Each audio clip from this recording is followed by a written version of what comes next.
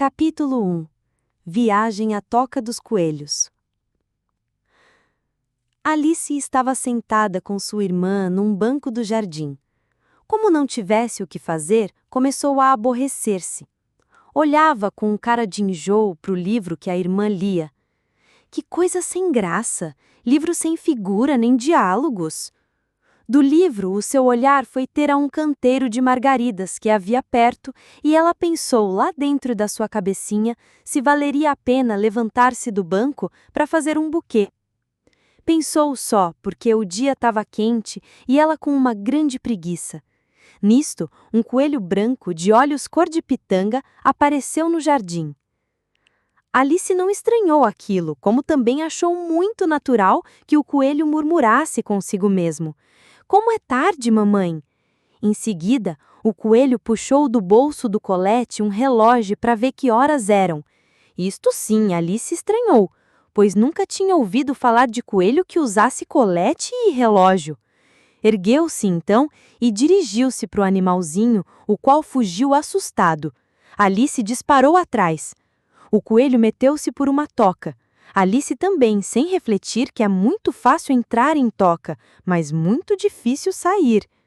Era um túnel estreito e comprido, que em certo ponto virava um buracão de não acabar mais. Alice escorregou e caiu no buraco. Caiu e foi caindo e não acabava mais de cair. Ou então foi caindo tão devagar que o buraco parecia mais fundo do que realmente era. Alice nunca pôde esclarecer este ponto. Enquanto ia caindo, ia olhando para baixo a ver se enxergava alguma coisa. Nada enxergou. O fundo era escuro como a noite. Olhou então para os lados e viu muitos armários e estantes de livros e também mapas pendurados. Num desses armários havia um pote com letreiro. Alice leu: Laranjada. Destampou o pote, já lambendo os lábios e com água na boca. Vazio. De raiva, ia jogá-lo no fundo do buraco, mas lembrou-se que poderia cair na cabeça de alguém e botou-o de novo no lugar. E continuou a cair. Sim, senhor, pensou com os seus botões. Depois de uma queda destas, ficou mestra em tombos. Poderei cair da escada lá em casa sem susto nenhum, e até do telhado. E todos vão arregalar os olhos, espantados da minha valentia. Alice caiu, não chegava nunca ao fim do buraco. Quantos quilômetros já terei descido? Pensou. Com certeza tô pertinho do centro da Terra, a uns 6.600 quilômetros, talvez. Alice tinha aprendido na escola aquilo de quilômetros e centro da Terra, por isso aproveitou o momento para recordar a lição. Sim, continuou, a distância que já caí deve andar uns 6.600 quilômetros pelo menos. Em que latitude e longitude estarei? Outra coisa que tinha ouvido na escola, isso de latitude e longitude. Não sabia o que era, mas gostava de repetir palavras tão científicas.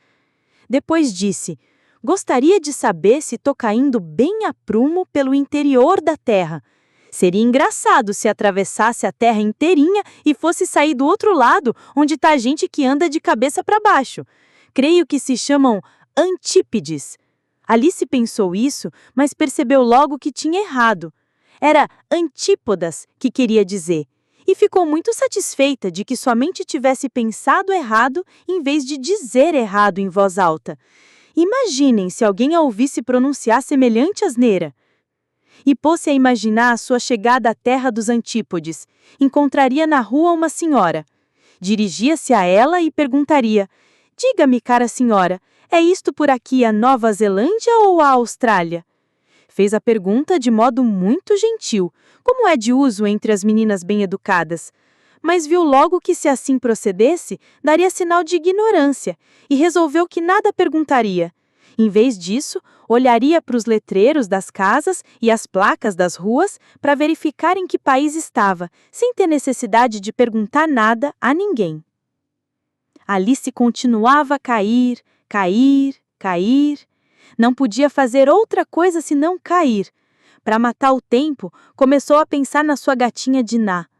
Coitada, creio que Dinah vai estranhar muito a minha ausência esta noite. Bom será que não se esqueçam de dar o seu pires de leite à hora do chá. Minha cara de Ná, eu só queria ver você aqui neste buraco para caçar uns morcegos. Sim, porque estou caindo no ar e no ar não há rato, há morcegos, que são ratos de asas.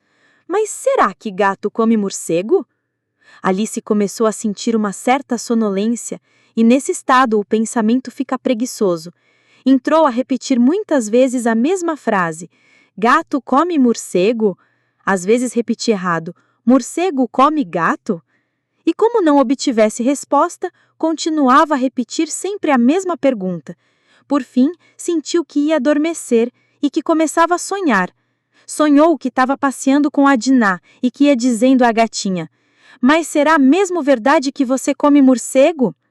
Nisto, zás, tropeçou num monte de paus e folhas secas. Tinha chegado ao fundo do buracão. Alice não se machucou. Ergueu-se de um pulo e olhou para cima. Nada podia ver, tudo escuro como a noite. Olhou para frente. Havia um corredor por onde naquele momento ia passando o coelho branco. Correu-lhe em pós e pôde vê-lo murmurar numa esquina. Como é tarde! Como é tarde! Alice também dobrou a esquina, mas não viu mais o coelho. Em vez do coelho, deu com uma grande sala iluminada de numerosas lâmpadas pendentes do teto. Nas paredes havia portas, mas todas fechadas. Tentou abri-las, não pôde. Ficou então no meio da sala, a olhar para todos os lados, convencida de que seria muito difícil sair dali. De repente, se achou de frente para uma mesa de 3 pés, toda de cristal. Em cima viu uma pequena chave de ouro, que imaginou ser de alguma das portas. Experimentou-a em todas as fechaduras, verificando que não servia em nenhuma. Dando outra volta, Alice reparou numa cortina que não havia notado antes. Atrás da cortina existia uma portinha de 1 palmo de altura, na qual a chave de ouro serviu muito bem. Aberta a portinha, Alice descobriu um novo corredor, estreito e bastante comprido, que parecia caminho de ratos. Ajoelhou-se, espiou e viu bem no fundo um belíssimo jardim. Quis ir para lá, mas como passar por uma portinha tão estreita, nem sua cabeça cabia. Oh, que pena a gente não ser como os óculos de alcance que espicham à vontade. Se eu pudesse espichar-me como óculos de alcance ou bala puxa-puxa, iria já e já ver aquele jardim tão lindo. Não sendo possível aquilo, Alice ergueu-se e voltou para perto da mesa, esperando encontrar outra chave ou algum livro mágico que a ensinasse a virar em óculos de alcance ou bala puxa-puxa. Só encontrou um vidrinho, que antes não estava lá, com o letreiro: Beba-me. Muito fácil dizer beba-me, mas não sou nenhuma tola para ir bebendo que não sei o que é. Vou ler o que está escrito embaixo do letreiro para verificar se não é veneno. Alice havia lido histórias de meninas que se queimaram ou foram devoradas pelas feras por não darem atenção ao que os pais ensinam. Sabia que quando a mamãe diz, por exemplo, ferro em brasa queima, faca de ponta espeta, navalha corta o dedo e sai sangue, porque tudo isso é verdade. Sabia também que bebendo qualquer droga de vidro marcado com a palavra veneno, o certo é morrer de morte horrorosa. Mas como o vidrinho não trazia a palavra veneno, Alice resolveu provar o líquido que havia nele. Provou-o, com a pontinha da língua. Achou gostoso. Provou mais e acabou bebendo tudo. De fato, era apenas um licor de cereja muito bom. Que coisa esquisita! Exclamou Alice. Parece que estou me encolhendo toda, como um óculos de alcance.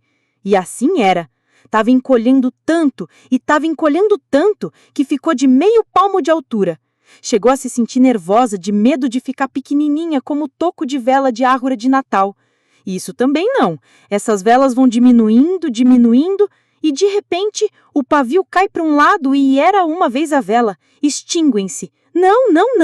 Não queria acabar a vida assim. E esperou uns minutos, muito ansiosa, a ver se parava de encolher. Felizmente parou em meio palmo. Ora graças! Assim que se pilhou pequenininha, correu à portinhola com a ideia de ir ao jardim, mas lembrou-se que a tinha fechado e posto a chave em cima da mesa. E agora? Como tirar a chave de lá? Alice tentou todos os meios. Tentou subir por uma das pernas da mesa, tentou pular, nada conseguiu, e, desesperada, sentou-se no chão e chorou. De repente disse para si mesma: boba, de que fale chorar? Alice era menina inteligente e prática, das tais que costumam dar bons conselhos a si mesmas. Às vezes, chegava a ponto de repreender-se com tanta severidade que se punha a chorar.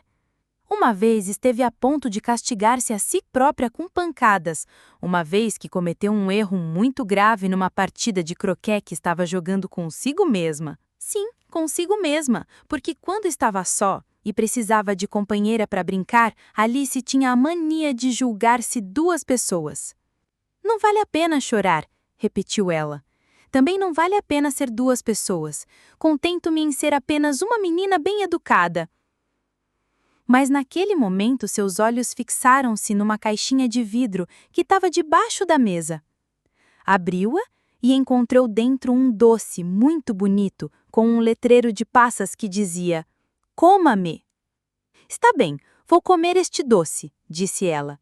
"Com certeza me fará crescer de modo que eu possa alcançar a chavinha. Se em vez disso me fizer ficar menor ainda, poderei passar pelo buraco da fechadura e assim chegar ao lindo jardim."